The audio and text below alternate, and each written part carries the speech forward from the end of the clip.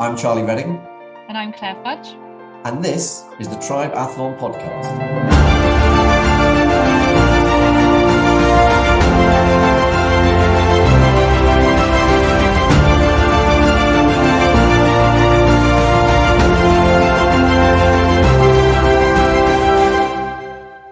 What a character assassination. It's like, great writer, shit bloke.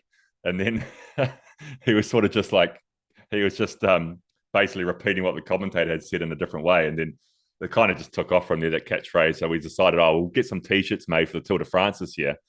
And we'll try to give them away to, you basically, let's look for a bike ride at the Tour de France that did something stupid or did something funny. You know, it was obviously, we're not saying these guys are shit blokes. Shit blokes is just an endearing term for someone who's done something funny. That was Sam Bewley, and this episode is the stand-up cyclist. Sam Bewley is a racing cyclist from New Zealand who until recently rode for the UCI World Team BikeExchange Jayco. Bewley also competed for the UCI ProTeam RadioShack with Lance Armstrong and twice won an Olympic bronze medal on the track. He's raced in 9 Grand Tours in total, which includes 5 starts in the Vuelta a España, 3 starts in the Giro d'Italia, and the Tour de France in its 2020 edition. Sam is a very amusing podcast host as well, and as a result, he is known as the stand-up cyclist for bringing humour to the peloton. So I wanted to chat to Sam about his transition from mountain to track to road cycling, the highs and lows of his Grand Tours, cycling with Lance Armstrong, of course. There was questions clearly I couldn't resist asking, and the importance of culture in the cycling team. Sam is a great guy. He's just, since we recorded this, he has now officially retired. And I know you're going to really love this interview with Sam Bewley. 33 Fuel produce award-winning natural sports nutrition, and everything they do is led by their philosophy for performance, for health, and for a fitter future. 33 Fuel's awesome products have been fueling triathletes worldwide since 2012, as well as many of the world's best athletes. So from the England football team to Tour de France winners and triathlon world champions, including 4 times Ironman world champ Chrissie Wellington, who's been using 33 Fuel for years. 33 Fuel also leads sports nutrition sustainability with plant-focused formulas for reduced environmental impact, recyclable packaging, and carbon-neutral delivery on all orders, which also got them rated as by Runners World as one of the top 50 eco-hero companies worldwide. Another reason why I love what Warren and Erica are doing at 33 Fuel. So to find out more about 33 Fuel, go to 33fuel.com, and if you use the code TRIBEathlon or click the link in the show notes, you'll get an extra special discount when you purchase your amazing stock of 33 Fuel.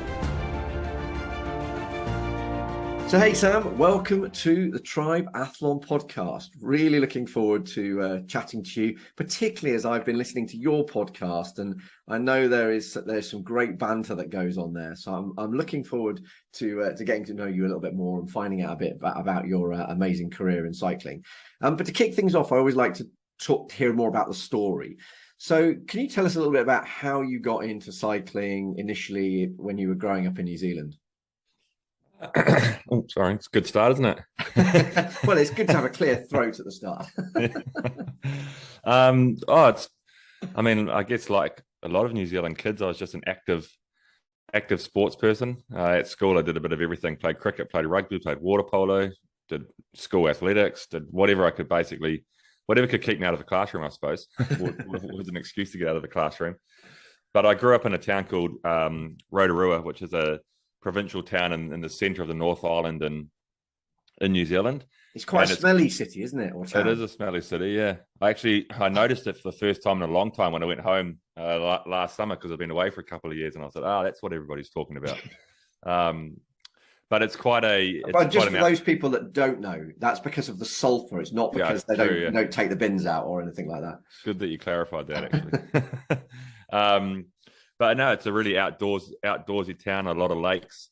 A lot of people are into water skiing and wakeboarding and all that stuff. But I guess the main feature of the town is the forest. We're only 1K from the city is this beautiful forest with hundreds of kilometers of mountain bike trails. So when I was a young kid, I just started to go out into the forest in the weekends with my dad, and just got the bug for mountain biking pretty much straight away. So then it started occupying all my time, just mountain biking on the weekends, mountain biking after school. Even in the winter, we'll just put lights on and be out there in the dark chasing possums around the forest. And in the end, I just fell in love with it, and so I started to stop playing rugby and I stopped playing cricket and just dedicated all my time to racing mountain biking. And then from there, it led into doing road cycling for training, basically for mountain biking. Then I started racing on the road, started having some success at junior level on the road, and then ended up on the track because of that. Basically, the New Zealand cycling team said, "Oh, we want to see how you go on the track." So they put me on a couple of track races in Australia, and then got the bug for that, and then spent years and years riding on the track, and now I'm back on the road and soon to retire and probably head back to the mountain bike. So it's been a full circle. Well, I was going to ask about that. I wondered if that might be the case. So how do you think, when I've interviewed some of the, like, for example, some of the pro triathletes will use gravel racing to kind of hone their kind of technical skills and improve their fitness. How do you think the mountain biking set you up for then heading onto the road and the track? I think from a physical side of things, it really set me up well for the track because it's such a punchy sport. You kind of like, you're either resting on the mountain bike or you're going full gas up a hill or sprinting out of a corner or things like that. So from a physical side of things, it was quite a good lead into the racing on the track, because obviously on the track it's very similar, especially in the bunch races. And then definitely from a technical side of things, it gives you confidence on your bike, confidence what you can do with the bike, where you can put the front wheel, how you can turn aggressively, all those sorts of things. So there's a lot of skills from that sort of crossed over from mountain biking to track, and then there's a really good set of skills that you learn on the track as well that you can take to the road. So I think the combination of both of those early on in my career was certainly helpful when I got into road racing. And have you used mountain biking later, in more recent years, to kind of continue to hone those skills, or have you kind of focused purely on the road, like in recent years? Yeah, I've barely touched a mountain bike in the last 10 years. Mainly because whenever I go out on it, I seem to fall off it. So maybe I should be on it more. But no, I haven't done a lot, because there's less mountain. I guess I'm probably, what I say to everybody is I'm a mountain bike snob, because I grew up in a town that has, in my opinion, the best mountain bike trails in the world. Like that, it's unbelievable. And then when I go out mountain biking here in Girona or in Andorra, Andorra's good, obviously, but here in Girona, it's quite rocky, and I just don't enjoy it as much. So I think I'm just grew up with the luxury of such good mountain bike trails, but also I don't have a lot of time in the racing season. And when I do go home to New Zealand in the summers, typically I'll definitely get out on the mountain bike a couple of times while I'm there. But no, I don't do so much of it now. Okay, fantastic. And so when you moved through to the track, so tell us a little bit about your time on the track, because you had some really big successes on the track, didn't you? So tell us a bit about maybe the highs of being on the track, and also maybe a low if there was one. Yeah, the track was a big part of it's a big part of my cycling career. I started riding the track quite late. I didn't pick a track bike up until I was second year junior, actually, and that was in 2005. But quickly had some success there. We won junior world title in the team pursuit that year, and I was second in the individual pursuit. And then, I guess in New Zealand at the time, and still in New Zealand, track cycling was the pinnacle cycling discipline, and that was where all the funding funneled into, much like the UK, big pools of funding into the track program, and because there had been success over the years in the track, and that kind of continued while I was in the program, and we won the bronze medal in the team pursuit at the Beijing Olympics, and that was again the sort of the next step in an injection of funding to New Zealand cycling, and an ability to grow the track cycling program and employ more coaches and employ sports scientists and all those things. And at the time, I was still a young guy. I just turned 21 at the Beijing Olympics, or 20. I might have been 20, and but I was racing on the track with like my best mates. Like these guys were like, it was such a small program when I came in. It was just basically a men's team pursuit team and a couple of other riders. But these guys were like, we were thick as thieves, all of us. So I just loved being in the program, and I never really thought I'd leave it. I thought, I just want to ride track for the rest of my life, and didn't really have a big focus on becoming a road professional, mainly because I didn't think I was good enough to. But I was also just having such a ball on the track, and we had so many highs. We had a couple of bronze medals at two different Olympics, and but that whole period I look back with such fondness, especially now as I start to reflect more on my career, which we'll get to later. But it was such a cool 6 or 7 years with a good group of guys. And I mean, I guess it's hard to say that if I had any lows on the track. I guess getting third at the London Olympics might have been a low in some ways, because I think when we got third in Beijing, we were like, it kind of came out of the blue a little bit. Up until that point, our particular group of riders hadn't even won a medal at the World Champs. We were fourth that year at the start of 2008, and then we went on and won the bronze. I thought, and there was myself, Jesse Sargent, Wesley Goff. We were all 20-year-old kids, and we thought, give us 4 more years, we're going to win gold, And then we just got third again. So we kind of just stayed the same. So yeah, maybe that was a low, but so that's interesting. So perhaps your first bronze medal was your high, and your second bronze medal was your low. In some ways, yeah. I mean, obviously it was a bit of a slower burn than that. Like, we kind of gathered over the next 4 years that we weren't going to just go there and win gold in London, but yeah, I stepped off the track at the London Olympics, and when we rode for bronze, I stepped off the track after that and never rode the track again. That was the moment I knew that I was going to stop riding the track, at least for a couple of years after that race, because I was professional on the road by this point. But I still kind of held dreams of coming back for the next Olympic cycle. But once I started on the road, then there was no looking back from there, really. Yeah, and I think London 2012, obviously being a POM, I'm slightly biased towards the fact that it was a great Olympics, and obviously Team GB were doing amazing things on the track. How did the atmosphere as a Kiwi compare between that and Beijing? Yeah, again, I've answered this question with a lot of people, actually, and it's people are often surprised by my response. But for me, Beijing was better.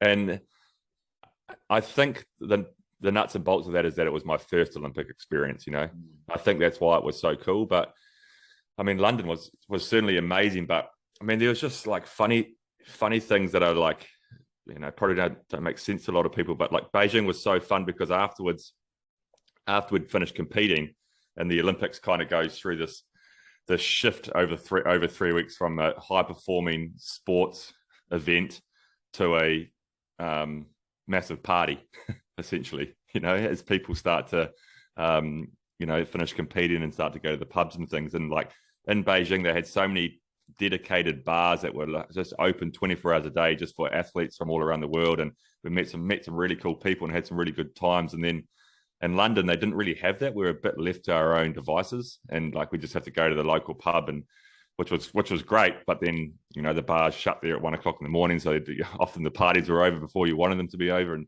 weird things like that. That probably don't make a lot of sense to people. But I guess if you're looking at it as a sports event, London was better than Beijing because it was embraced by the city. It was English speaking country. London's obviously a beautiful city, and whereas Beijing, maybe they did some funny things. They kicked people out of homes and put walls up to try to protect the image of the Olympics in some ways. So yeah, funny you asked that question. But yeah, I think Beijing was my first Olympics, so it was a cool experience for me. So next time, if we get the Olympics again, we've got to work better at the bars and the party afterwards. But other than you that, need to leave the pubs open till 6 a.m. Yeah. Although I don't need that now. I'm a bit older, but back then. I was going to say that. So having looked at your social media feed, there is the odd, the clearly beer features in your in your priorities, because there's a good few photos that involve a beer that I recall. So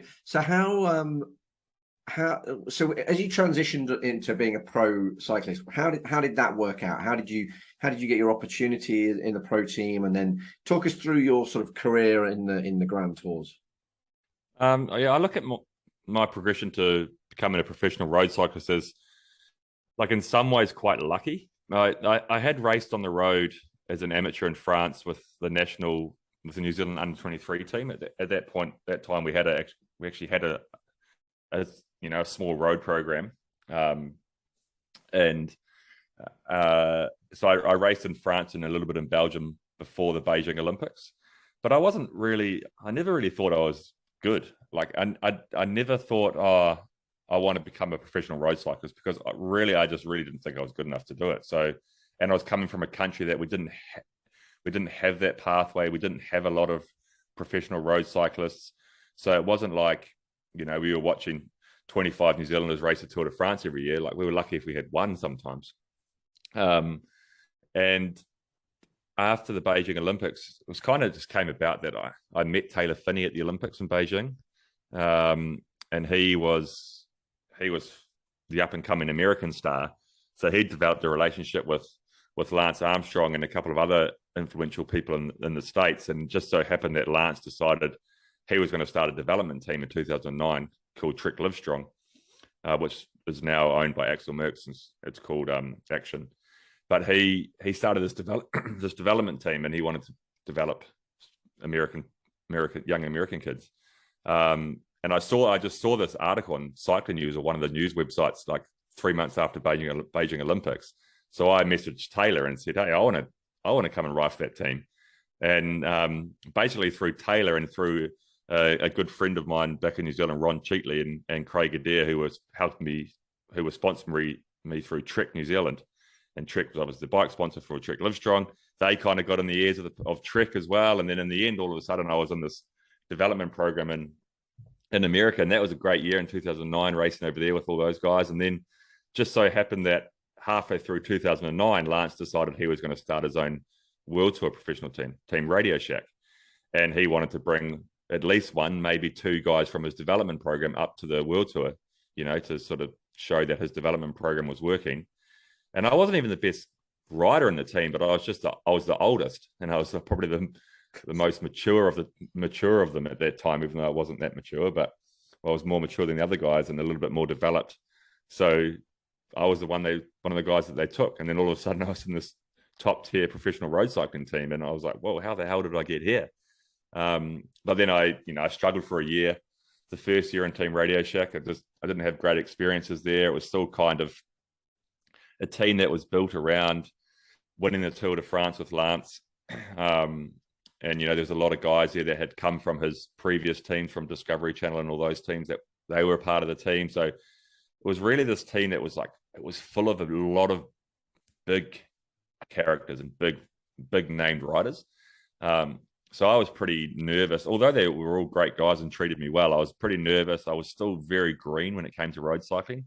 There's a lot of things I didn't know, and I never really felt like there was a support network there to help me learn those things initially. So the first year I really struggled, and basically after a year of racing professional, I was like, I'll see this contract out. At the end of next year, I'll be done. I won't have another contract. I don't really enjoy it that much anyway. So I'll go back and ride the track, which is what I, at the time, was, where I was most passionate. And then again, I was lucky. Another, fall from grace that Greenedge started, and it was going to be an Australian team. It was going to be run completely different. It was going to be full of Australians and Kiwis, and they wanted to create this culture and this family environment, and this, we were going to win bike races, but we were going to have fun.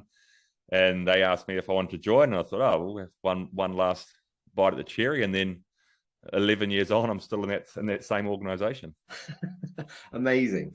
And so I can't sort of pass up the opportunity to ask what it was like being a part of the team with Lance. I mean, obviously, I've read all of his books and was a huge fan. And then obviously there was all of the revelations around drugs and everything else, and the more recent documentary where he was interviewed. So what was it actually like to be part of the team with Lance? Yeah, like I said, like initially it was pretty intimidating. Sitting at dinner tables at a training camp in January 2010, the first week of the team, basically sitting there with like Lance, Andreas Kloden, Jaroslav Popovic, all these like Levi Leipheimer, Chris Horner, all these like pretty big names in cycling. And I was this little kid from a provincial town in New Zealand who had grown up as a kid watching Lance win all those Tour de France's. And then he, that was what I did. I got up at 1 o'clock in the morning with my dad and watched Lance win Tour de France's as a 14-year-old or 13 or 14-year-old. And then he retired from cycling, and then he came back to cycling, and then all of a sudden I was in his team. I was like, man, this is crazy, because he was like any young kid back then. He was into cycling. He was everyone's hero, So like to be part of a team with him was just insane. But he was obviously like now that everything's come out about his past. I guess one of the things that was quite evident when he was winning Tour de France was his personality was a bit strong and he was a bit of a bully. But I never saw any of that. I saw his aura about him. I sensed like the strength in the guy and how much he could move pieces and how much he influenced people and how much people sort of protected themselves around him and said, yes, sir, how high, sir, to Lance. I saw all that stuff, but I never saw him being a bully or anything. He was just this really driven guy and he was a superstar. So he could do what he wanted and he had a lot of money and all that stuff, but he was ultimately just a really super driven sports person, one of those freak guys, But I did a couple of races with him. I did a couple of training camps with him. He was always good to me. He always protected me. He always stood up for me. I think he actually had quite a lot of belief in me as well, because the first training camp we had in Tucson, Arizona, we went mountain biking one day, and I was still pretty good on the mountain bike then, so I kind of like was hot on his heels, and I think he quite liked that. But I enjoyed racing with him, and even when I had a crash out of the Tour de France in 2020, it was the only Tour de France I ever rode, and I crashed out of it halfway through. He sent me a message, which was really cool, and so my experiences, I guess, yeah.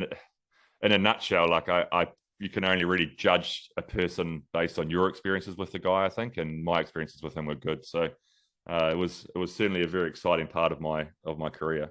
How did you feel when all the revelation, when he finally came clean and said, "Yeah, okay, fine, I was taking drugs throughout, stretches of my career." How did you feel having grown up, kind of looking up to Lance?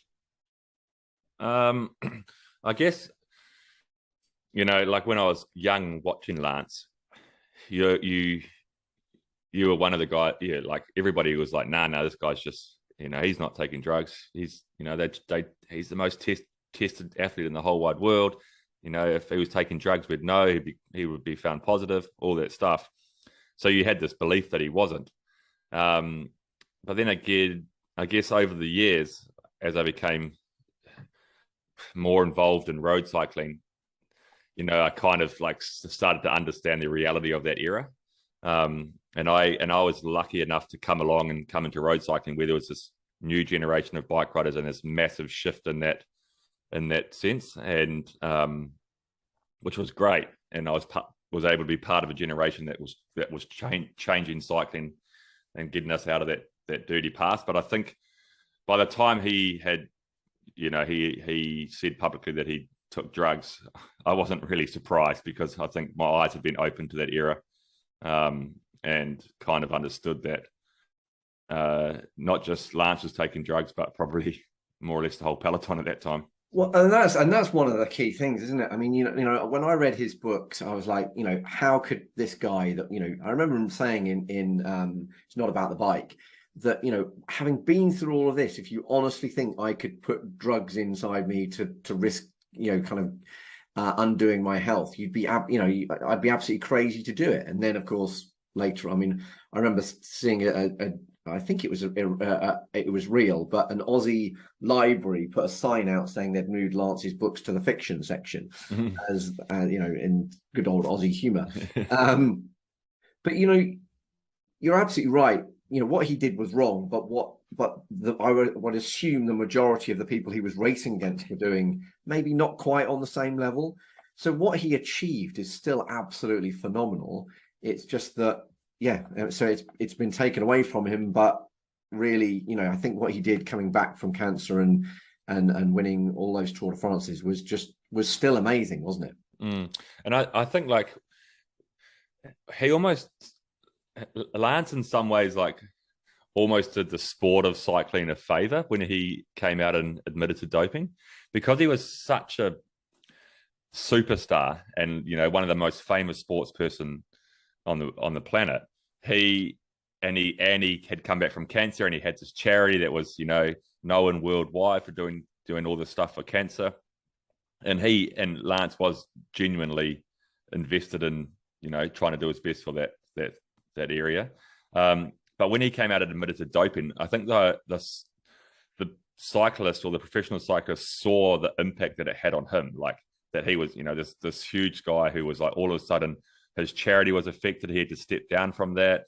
He was character assassinated for years. He couldn't walk down the street without people yelling "you cheat" to him and all these sorts of things. And it was at the time where cycling was changing and going away from that stuff. And then everyone sort of saw that and went, all right, now is the time really to make changes. We've really got to go.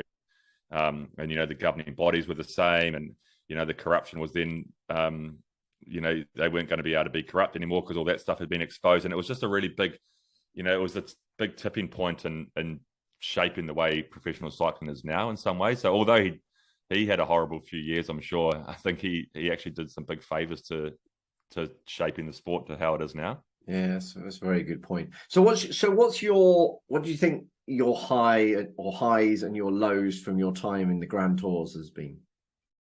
I guess start with a low. The low is quite simple for me. I never raced the Tour de France until 2020. I always wanted to go. There was a couple of years before 2020 that I really believed I should have gone. I was good enough to be there, but it was just the way that the team was, where the team was putting its focuses that year. For example, maybe the Giro d'Italia was a really big focus, and I would go to the Giro because I was part of the top team there, but I still was wanting to go to the Tour de France. And I finally went in 2020. And then halfway through the race, I crashed out and broke my wrist, and that was it. That was the end of the Tour de France for me. So I guess that was a big low for me, because now when I reflect on my career, I only went to the Tour de France once, but I never made it to Paris. So that's going to be, although I'm okay with it, at peace with it and stuff, it's still going to be something that's going to be a bit of a tick on my shoulder going forward for the rest of my life. Like I can say I went to the Tour de France. People say, "Oh, did you do the Tour de France?" Yeah, I can say I did, but I never made it to Paris, which was a real shame. Yeah. And then highs, man, we had a lot of highs. I was thinking about the other day, actually. Like I think I was part of maybe more than 20 stage wins at Grand Tours over my career. 2016 was a really cool year because up until that point, the Green Edge organization hadn't really. It was still trying to find its feet as to what its vision was. Did it want to be a classics team, a sprint team, or a GC team? And then in 2016, with Esteban Chavez, we finished second at the Giro and third at the Vuelta, and I was at both of those Grand Tours. And that was a moment where the organisation started to believe that we could win a Grand Tour. And then we signed Simon. We had Simon Yates, who had just joined the team that year or the year before. And then in 2018 was a massive highlight for me at the Giro as well, because Simon was just on a charge there that year, and we won 5 stages of the team. He led the race for 2 weeks. In the end, it all went pear-shaped when he blew up in the last couple of days, and he ended up nowhere in the results sheet at the end of it. But he led the race for 2 weeks, and that was a really cool experience, because although it all went shit in the end. And, you know, we were disappointed and upset. Simon was on such a charge that year, and it just never looked like he was going to lose the race. And he sort of gave us as teammates a platform to expose ourselves and to show what we were capable of. You know, and it kind of changed the course of basically what we were asked to do at that race to try to win the Giro d'Italia, exposed how good we were at our roles, what we were capable of. And for a lot of us, kind of shaped the last 3 or 4 years for us. You know, like it helped our value go up as bike riders. It gave us more opportunities to do good races. So that was another big highlight for me when it comes to the Grand Tours. Fantastic. It must have been amazing. Now, you mentioned within that your injury in the Tour de France. You've mentioned injuries earlier on. You've been blighted with injuries. No, I don't think any massive significant injuries, but that have kept you out for long periods. But you seem to have been blighted with injuries throughout your career on the road. I was watching Sunday in Hell recently, which I'm guessing you probably see, the documentary about the 1976 Paris-Roubaix.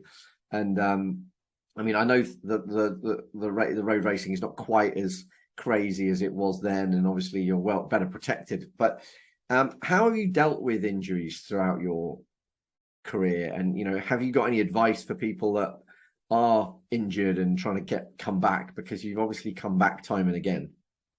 Yeah, I've had a lot of injuries, and like you say, I haven't had any big, you know, when I broke my wrist at the Tour de France, that ended up being quite major in the end, and I was off the bike for 8 months from that injury. But otherwise, it's just been, like broken collarbones, broken hands, all those sorts of things that keep you off the bike for 10 days or something. But yeah, I had a lot of them back to back. So those periods sort of extended out. But I guess like my attitude towards injuries has kind of changed over the years. So like when I was younger and I'd crash and break my collarbone or something, all I wanted to do was get back racing, get back on my bike, start training, start racing. Okay, what are we going to do to make that happen as quick as possible? Right, get me under the knife, chuck a plate in there. All right, still a bit sore, but it's all right. I'm going to start riding again. As I've got older, I start to look at injuries, especially after I had this one with my wrist, because I probably didn't take care of it enough initially and ended up being quite a long injury. I look at things now and go, okay, I'm injured. What have I got to do now to make sure that I have a functioning shoulder for the rest of my life? When I have kids, I want to be able to pick them up. When I want to be able to swing a tennis racket, I want to be able to go swimming or whatever. Okay, so what am I going to do to make sure that I get the best out of my shoulder when I'm 50 years old, as opposed to getting myself back on the bike as quick as possible? So it's always, I find it's really important to acknowledge the injury, and acknowledge your emotions in some ways. Like what's always been helpful for me is when I get injured to go like, okay, yeah, I am pretty pissed off. I am pretty disappointed. But I'm not going to try and be like this guy that's hard ass and not acknowledge that and just like get on with it. No, I'm going to give myself a couple of days to sit on the couch and feel sorry for myself and feel crap. But just for a couple of days, you know, just acknowledge that. And then once that's out of the way, go, righto, okay, now what's the plan of action? When can I start riding? What have I got to do for rehab before that? What's the process of getting back to racing my bike in 6 weeks' time or 3 months' time or whatever the time frame is? So just to sort of, feel those emotions, feel the disappointment, acknowledge the injury, get that out of the way, and then you can make a much clearer path and much clearer plan to how you come back from that injury, and how you come back from that injury smart. I mean, I would always say, I've got a young Kiwi guy who injured himself this year actually, and the first thing, his first year professional, and he broke his pelvis. And I said, mate, you've got years and years and years ahead of you. Do not rush this. Do not rush this at all. Make sure be patient, because these injuries, if you do rush them, in 5 years' time or 10 years' time, you'll feel them again. So just be patient. Don't, try to take the heat off a little bit. Everybody wants to get back as quick as they can, but trust me, it's worth the extra week or two at the other end. Yeah, I think that's great advice. Just kind of, you're thinking about the long-term impact, not just, okay, how's this going to affect my cycling this year, next year, but actually, picking up your kids and in the future and all that sort of stuff, I think is brilliant advice. You've obviously cycled for several different teams throughout your career. How has the culture changed or differed between those teams, and how important do you think, you sort of briefly sort of touched on, you mentioned culture in your kind of final team, but yeah, how's the culture changed across those different teams? Yeah, it's been different. And how important is that culture, I suppose, in how well you perform? Oh, it's hugely important, the culture. Like I said, sort of touched on briefly, in RadioShack, the culture was quite different. It was a team centered around Lance. It was a team centered around winning the Tour de France, and I often felt like that team, as a young rider who was so green to road cycling, and was just going to bike races and getting my head kicked in, and then getting told before I got on the plane, "Oh, make sure you're better next week." But I was never told how to be better, or I never really given the coaching or anything like that to be. I used to say, yeah, I want to be better, but I have no idea how to be better. Like, what do I need to do? But that it was just like, it's almost like I felt in that team they didn't really care that much about the young 20-year-old, 21-year-old from New Zealand who was just there by chance. But so I didn't enjoy it that much in that team. The second year was a little bit different because I started to get a grasp on things, and I'd kind of identified by that point who the riders in the team were that I wanted to surround myself with that would help me and were good people. But then when I went to Greenedge, which is BikeExchange now, call it Greenedge because that's basically the name of the organization, and it's had many different sponsors. But this team, yeah, it's been the number one focus. Like when the team first started, was we need to build a culture that's encouraging to people, that people feel safe, feel people want to perform because they're racing with people that they really care about. And a big part of that was just communication. It was, people have always been encouraging this team to speak and to talk and share opinions, and you're never going to be judged. And it's basically about like a collective, like high performance is like, high performance is a result, I think, at the end of the day. First place, second place, third place is high performance. But I think high performance sport is about a group of people with a collective goal and a collective buy-in into how we're going to achieve it. That's what high performance sport is. Let's do this together. Everybody has different roles, but everybody's trying to do their role the best they can to push the other guy to the top of their level. It's about doing all this stuff together, and that's what this team's always been about. And a lot of it, and that, I think it's so important to longevity in the sport as well, because I love cycling, but I've never been the kind of guy that's like, my life is dedicated to this. I've got no other interests. I've got nothing else. I just want to race my bike for as long as I can. Like, I've had periods where I'm like, oh, how long do I want to do this for? And I've also had times where I've been in negotiations to leave this team and go and ride for another team, and then I kind of would reflect and go, man, I'm getting longevity out of this sport because of the people I'm with, the organization that I'm in, and it's so a good culture is really important to longevity in sport as well, I think. Brilliant. And I'm guessing there's a great book that I'm guessing as a Kiwi you might have read called Legacy by James Kerr. That's all about the culture of the All Black team. And I remember seeing Dave Brailsford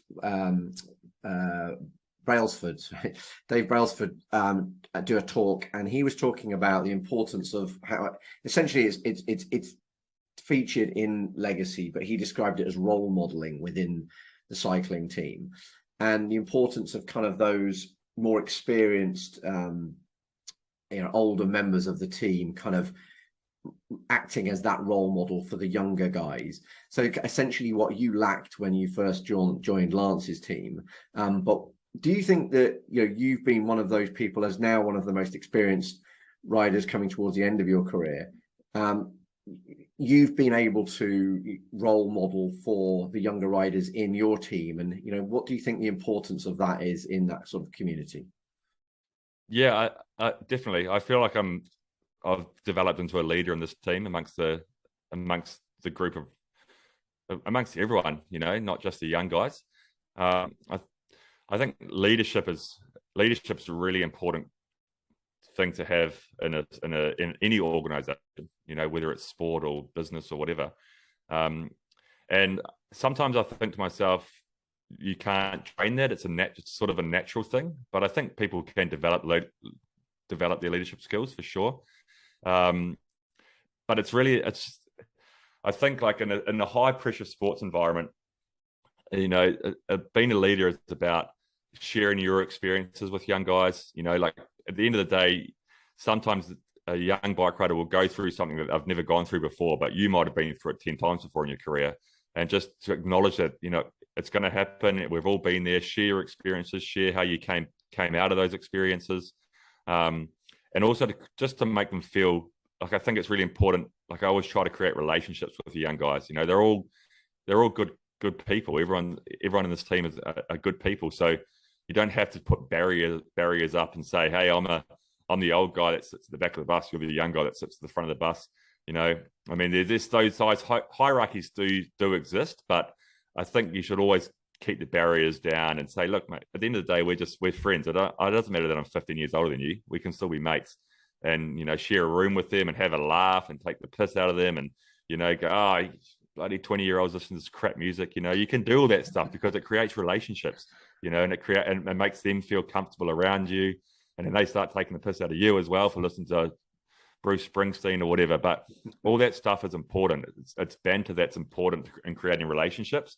And then also it creates this, it knocks the barriers down. And then they can say, okay, I feel comfortable around Sam. He's a good guy and he's an experienced guy. So I'm going to listen to him as well. When he speaks up, when it's important, I'll listen to the guy and I trust him. So it's those sorts of things are really important in cycling.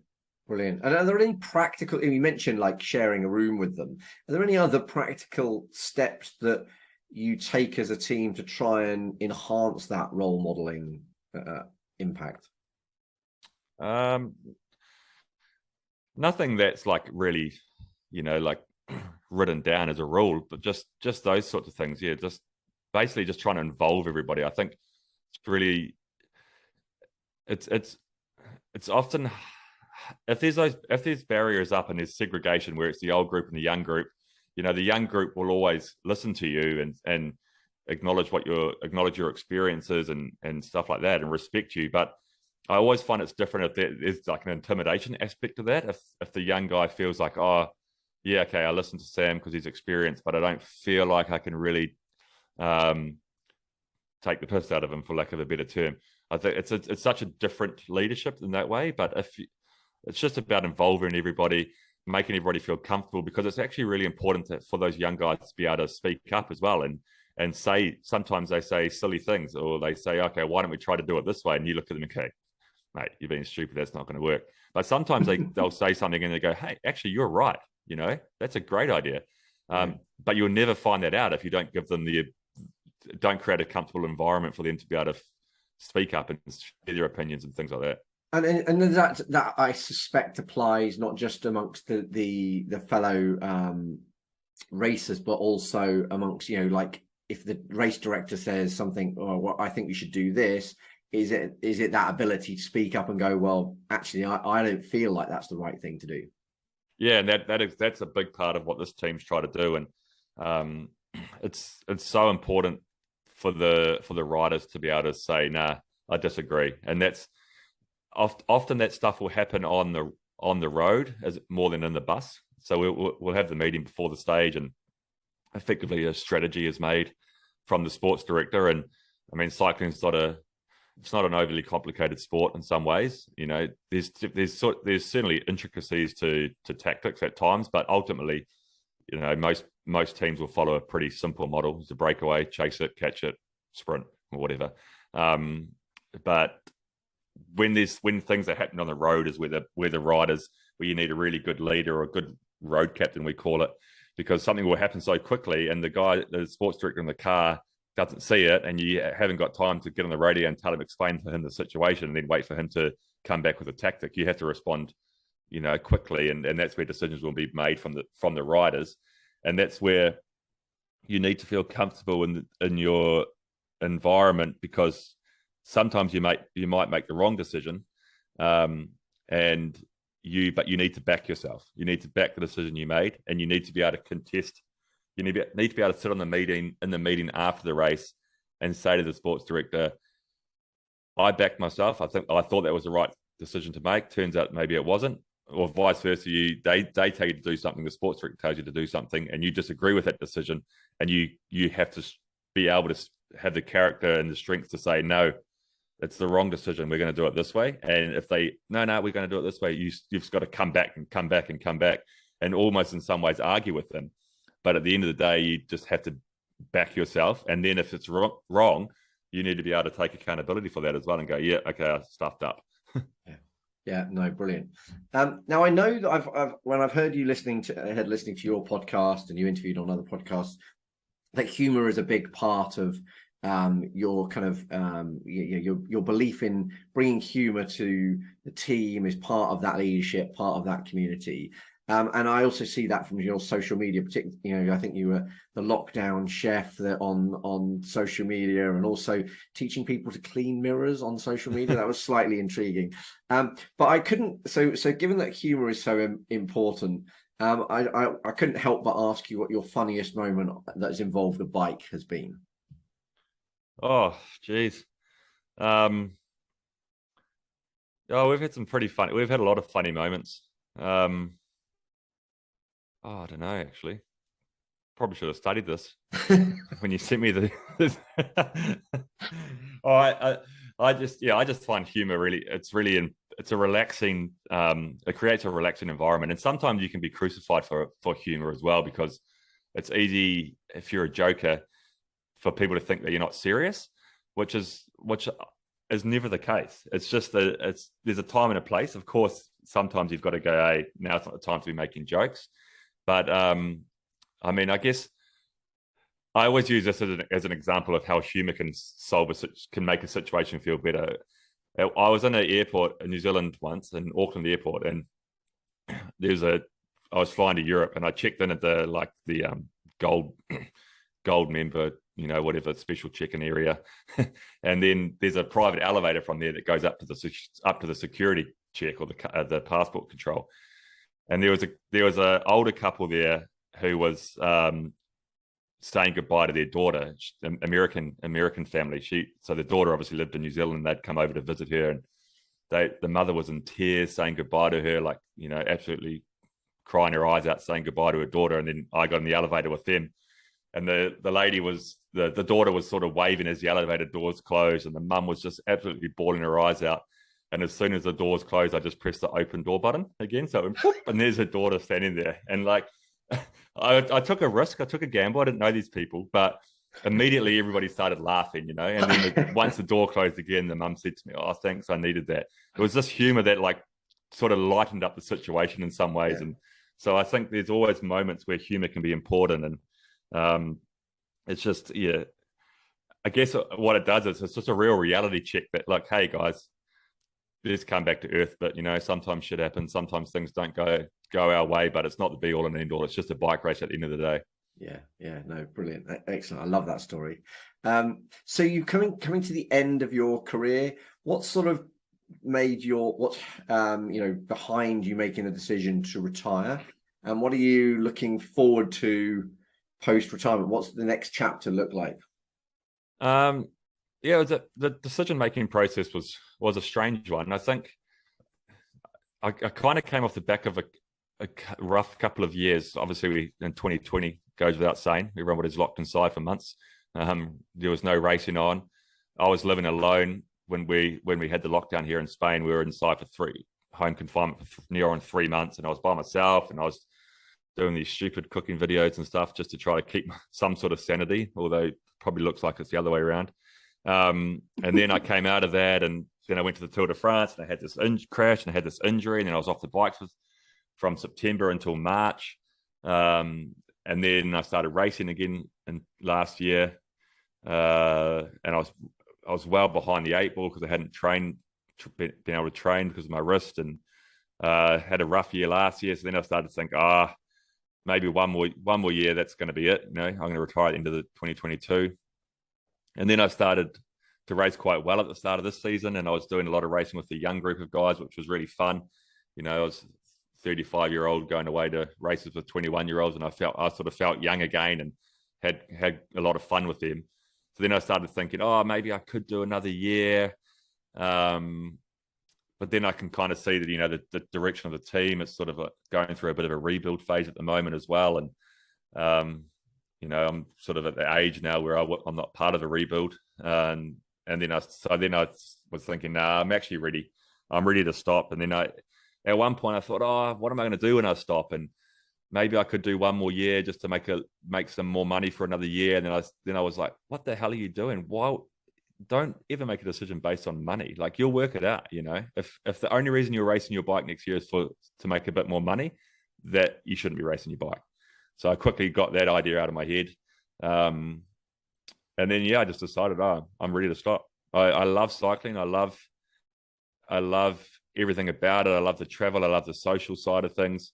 And I just got to this point where I was really excited to be going away to a race. And then I remembered I had to put a number on. So I was like, I've got to race while I'm there. But I loved everything else about it, So that was when I decided, look, I'm ready to quit racing, but I'm not ready to leave the scene. I want to find a different way to be involved in the scene and not be racing. So I decided to stop, and then started to look for other opportunities, and still working on it at the moment, but it looks like I do have a couple of opportunities next year to stay in the sport and in a different role, in a different capacity, and get to do, all the stuff I enjoy, and don't have to put a number on. I can just go out. I love riding my bike, and I just want to do that just recreationally. I don't want to have to press set and do repeats on the back of a climb and all those sorts of things. I just want to ride my bike for fun, and I want to be involved from the different side and try to develop cultures and implement all the things I've learned as a bike rider, and to try to teach the next generation of bike riders, I suppose. Brilliant. And so what does riding for fun look like? Is it mostly road? Is it mostly mountain bike? Is it a bit of everything? Well, I just ordered a new gravel bike, and I don't actually. I assume the team's going to ask for my road bike back, so I might not even have a road bike next year. I might just have a gravel bike, so it might answer the question for me. But no, I want to do a bit of everything. I want to get back into mountain biking. I really enjoy riding the gravel. A lot of pro roadies are going and retiring from road cycling and going and racing the gravel. I don't have any plans to do that. There's no chance that's going to happen. But I do enjoy just the social aspect of gravel riding and the peacefulness of it. And I'll be on the road bike as well. So I'll do a bit of everything, just recreational, and I'll probably have other things to do. I'll have a job that I've got to focus on as well. So I'm sure the hours of cycling will be cut down considerably. But if I can get out on the bike a few days a week for a few hours, that'd be great. So what gravel bike did you buy, and what road bike? Given that you're now the cuffs are off, you can have any road bike you want. There's no sponsorship issues. What road bike would you be buying? I bought a Giant gravel bike. It's our sponsor at the moment, so ordered a bike through them. And if I was to buy a road bike, honestly, I reckon I'd buy a Giant, because it's actually that's such a comfortable bike to ride. I mean, it's quite a high performance bike. Like, maybe I don't need a high performance road bike, but I reckon I would buy a Giant because they're so comfortable, and honestly, like, they're actually quite cheap compared to a lot of other. No, you get a lot of bike for your money with Giant. Yeah, so I reckon I would probably buy a Giant. Yeah, but that is not necessarily the answer I expected, but I think there's a lot of sense behind that. Having ridden Giant, I've got several Giant bikes. I think they're fantastic bikes. But that's really good. So which of the Giant range would that be? What's the TCR or the Propel or TCR? Yeah, I mean, I guess like it'd be cool to go and spend 20 grand and have like some specialized with NV wheels and all that stuff. But like, I don't need that. I'm just going to be riding for fun. I've ridden all the high performance stuff, for years and years. As long as I've got a solid bike with a good set of wheels and I can get out and just have fun, that's all I want to do. And I mean, I don't need to buy a Propel. I don't need to have an aero bike, and those aero bikes are often quite a bit more stiff, a little bit more unforgiving. So I want a bike that's comfortable to ride, which is TCR. Brilliant, excellent.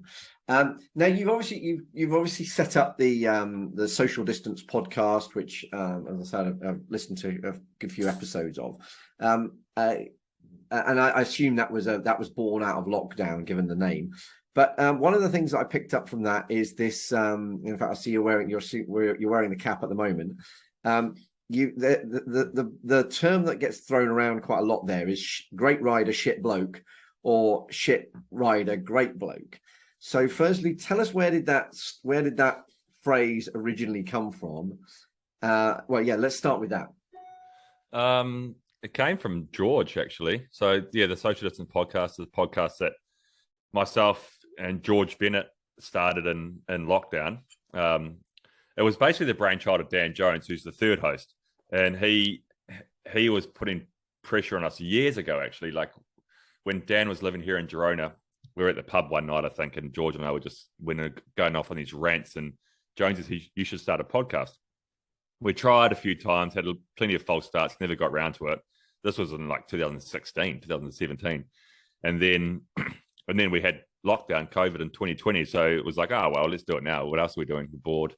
And then Jonesy was doing some other podcasts. So he sort of set it all up for us and taught us how to do it. And we started this podcast and we thought we would just do we'd get a guest on we didn't really want to do a cycling podcast. So we were like, oh, we'll just get guests from, we had a journalist on, we had a guy from the America's Cup sailing and all these, we'll get a guest on each week and we'll do that. And then after 3 shows, we're like, it's too hard to get guests. Let's just get Jonesy on as the third host because he's funny and he would just tell stories. And then, so he joined and then the show just started evolving. And eventually we were like, we are professional bike riders. People want to hear about cycling. But we don't want to have a mainstream cycling podcast. We want to be a bit loose-lipped and we want to swear and we want to be different to other cycling podcasts. So that's how actually the show evolved. And then there's just been a few catchphrases, which is he's a great rider, shit bloke was where it came from initially, because George, we were talking about commentators that character assassinate riders. So instead of a commentator just commentating on what's happening in the race, they'll say something. I think it spawned from Gianni Moscon and Torino Adriatico early this year. One of the commentators was like, "Oh, he's had a bit of trouble, he's a good rider, but maybe not the nicest guy out there or something." Was essentially what the commentator said, and then George just said, "Oh, what a character assassinating." It's like, great rider, shit bloke, and then he was sort of just basically repeating what the commentator had said in a different way, and then it kind of just took off from there, that catchphrase. So we decided, we'll get some T-shirts made for the Tour de France this year, and we'll try to give them away to let's look for a bike rider at the Tour de France that did something stupid or did something funny. It was obviously, we're not saying these guys are shit blokes. Shit blokes is just an endearing term for someone who's done something funny, basically, like Geraint Thomas starting the time trial with his gilet on. We're like, you shit bloke, or like things like that. So we just started to nominate bike riders throughout the Tour de France who'd done silly things like that. And then we got these T-shirts made and we were going to give them away to, we were going to give 2 of them away in Paris. So Geraint Thomas won one of them, and who would the other one go to? I can't remember who we picked in the end. Maybe Magnus Cort for saluting for winning the first KOM of the Tour de France in Denmark. So we were going to give the 2 T-shirts to those guys on the Champs-Elysees, but then they were in George's suitcase and George got COVID and had to go home, so we couldn't do the T-shirt delivery. But then we started playing on that phrase a bit, and we got some T-shirts made that anybody can buy now online, and then we switched it around. So we went from great rider, shit bloke to shit bloke, great rider, because great rider, shit bloke. It's confusing, isn't it? Great rider, shit bloke. When I wrote it down, I had to retype it twice, I think. And then shit rider, great bloke. So we switched it, and basically we're just accusing George of, when the season's on, he's a great rider, but he's a shit bloke. And then when it's the off season, he's a great bloke, but he's a shit rider. So we just sort of switched it around like that. So which one of those are you? Well, I'm transitioning to a permanently shit rider, great bloke, I think. Yeah. Next year I'll be permanently that, hopefully. Excellent. Now, I always ask every guest of the podcast for books that they have found influential, find themselves recommending, find themselves going back to. If not books, then other resources. But are there any particular books that stand out for you that you think have been really, really helpful? Not really. To be honest, for a long time in my life, I never read a book. I didn't start reading until I've been reading for a little while, but I didn't read when I was younger. And now I pretty much just read like Jack Reacher books. Right. He's my hero. I always say to Hannah, my partner, that when I retire from cycling, I'm just going to become Jack Reacher. I'm just going to put my passport and my toothbrush in my pocket and just go and travel the world. But I don't know. Like I don't know. I think I haven't been really inspired by books or things like that. I've just been inspired by the people I've been around and the people that I've met.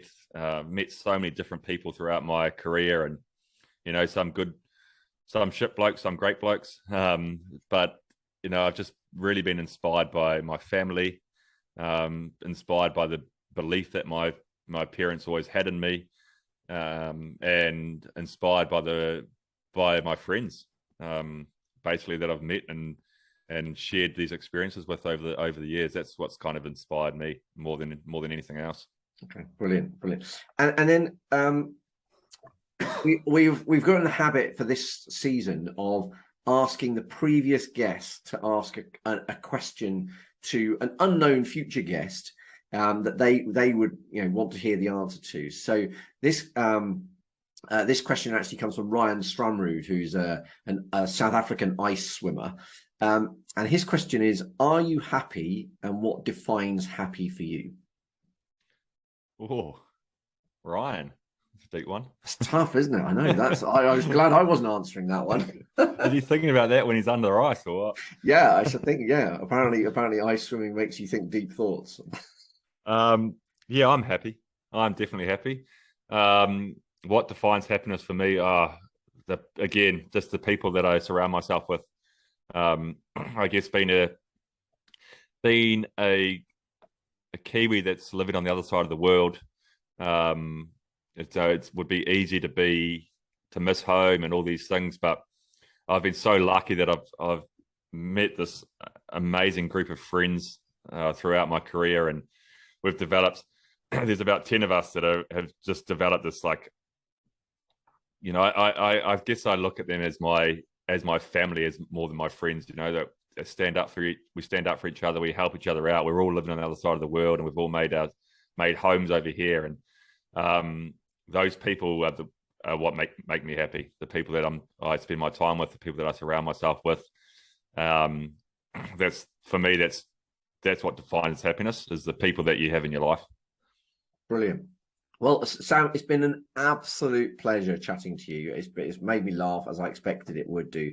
But there's some brilliant stories and some fantastic advice in there as well. So a huge thank you for coming on to the TRIBEathlon podcast. And I wish you every success. My normal day job is specializing in retirement planning. So I understand the kind of challenges of going through retirement. And I wish you every success with that, and look forward to seeing how the next chapter evolves. Thanks very much, mate. Really enjoyed being on here. Thanks for having me. If you want to find out more about Sam, you can find him on the greenedgecycling.com page. He's Sam_Bewley on Twitter, and he is just Sam Bewley on Instagram. And as per usual, all of these will be in the show notes. Well, what did you make of that interview with Sam Bewley? No Claire Fudge on this episode. We just couldn't get our diaries aligned. Combination. I mean, the daft thing is we've just been out to Kona together for her racing in the Ironman World Championships, which was absolutely amazing. She did brilliantly well, but I'll tell you more about that on a future episode. But we just have had too much going on, both while we were in Kona and since we've got back, to get together. Anyway, I loved that chat with Sam Bewley. Such a nice guy, really approachable. Just really enjoyed chatting to him. Funny guy as well. I thought there were some brilliant takeaways for me. I love listening to him talk about cycling with Lance. We've got another cyclist coming up on a future episode that spent even longer cycling with Lance. So I'm looking forward to digging into that even more, but I'll save who that guest is as a surprise. I thought his take on injuries was really interesting. I thought, that whole kind of allow yourself to get really mad and frustrated and just lie around the sofa sulking for a couple of days and then accept it, move on. And it's like, right, what's the best I can do to recover? I thought that was really good advice. I love talking to him about the kind of different cultures of the different teams, and particularly the whole concept of role modeling and how kind of the older guys in the team can really help those younger guys move up and kind of become even better cyclists and become better cyclists much more quickly as a result of that kind of wisdom that's been passed around with the team. I have been buying, I've been in the market for buying a new bike this year. So I was surprised by his selection of a giant TCR. I thought, I just thought it's really nice actually that it wasn't some super flash, kind of super expensive, super kind of iconic bike. The giant TCR, I know he's riding giant at the moment, so he's probably slightly biased, but just a great bike for the money. And so I could understand that. And, I also finally loved chatting to him about his retirement and his social distance podcast. I really encourage you to give it a good listen. It really made me laugh when I listened to it. Love the whole great ridership bloke stuff that they do. And I can really see how him bringing humor to the peloton has helped the teams around him. So I hope you got loads out of that episode. We've got some amazing episodes coming up. I think the next episode that we release might actually be my favorite episode so far. So I'm not going to tell you who it is, but that the person that features in it was voted the top endurance athlete of all time.